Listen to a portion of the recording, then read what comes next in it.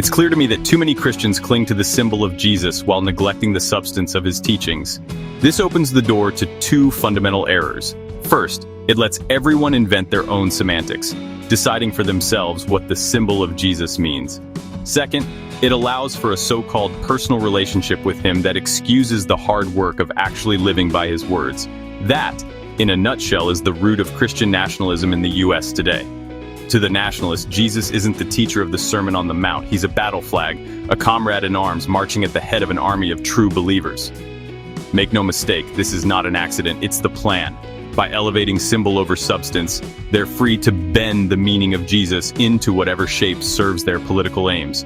It's why Project 2025 can drape itself in piety while advancing policies that run directly against the grain of Christ's message.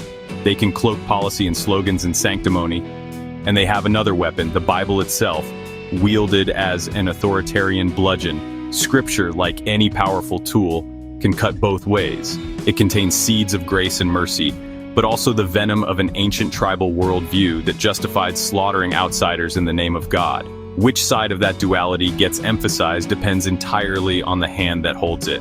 Here's the bottom line. Christianity is not about proof texting the Bible or bending Jesus into a political mascot. It's about the man himself, his teachings, his example, his radical insistence on love, humility, and compassion. You don't need theologians, politicians, or preachers to twist it into something else. It's all there in the Sermon on the Mount, as clear as day. The message is simple: love, humility, mercy, not conquest. And that is where the real battle lies today, not between believers and non-believers, but between those who weaponize Jesus as a symbol and those who honor him as a teacher. You don't need to be a devout Christian or even a believer in God to see the wisdom of his words.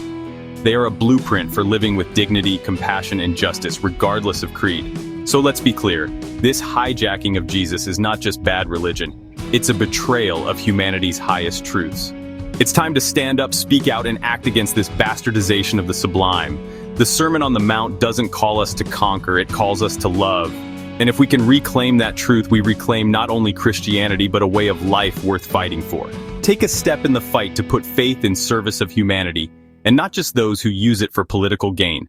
A perfect first step is to purchase and read my book, The Unified Mind, Staying Sane in a Fractured Nation. Go to my website, robertdefilippis.net, or look it up on Amazon Kindle. It's a practical guide for staying sane in a fractured nation. I've talked with readers and communities about these ideas, and the response is clear. People tell me it helps them think again and act with clarity. That's the practical promise of the unified mind. Reclaiming this truth is not a partisan act. It's an act of humanity. It's about practical love, dignity, and justice, things anyone can stand for. If you care about sanity, compassion, and a humane public life, this book is for you. Read, reflect, act, share what you learn. Use your voice for compassion, not conquest. This hijacking of Jesus is not just bad religion, it's a betrayal of humanity's highest truths. If we let symbols trump substance, we surrender moral language to those who would twist it. We can do better, we must do better. Begin by thinking again. Question slogans. Read with care, listen with humility. Talk to people across divides. Practice small acts of justice and mercy. Make compassion your default. If you want a roadmap for that work, start with the unified mind. Visit robertdefilippis.net or find it on Amazon Kindle. Join me in putting faith in service of humanity. Read it alone or start a conversation with friends. Order a copy now. Small actions add up. Let compassion be the practice that defines us. You don't need to change your faith to change your practice. You just need to live the words you claim to believe. That's how we reclaim the sublime. Read The Unified Mind. Visit robertdefilippis.net. Thank you.